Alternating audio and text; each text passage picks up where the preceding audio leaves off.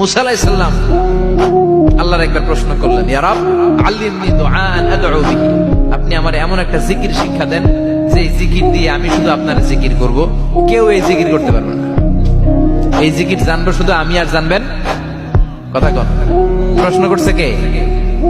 হ্যাঁ, কাকে করেছে? আল্লাহ এমন একটা জিকির শিখান যেই জিকির কেউ জানে না, আমি জানবো, আর ওই জিকির দিয়ে প্রাণ ভরে আপনারে ডাকবো। আল্লাহ বললেন, মুসা পড়ো লা ইলাহা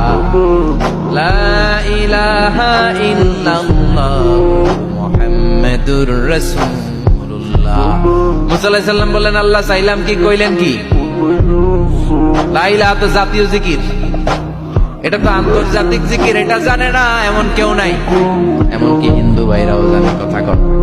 আল্লাহ আমি তো চাইছিলাম এক্সক্লুসিভ, আমার জন্য স্পেশাল, এর চেয়ে সুন্দর আর কেউ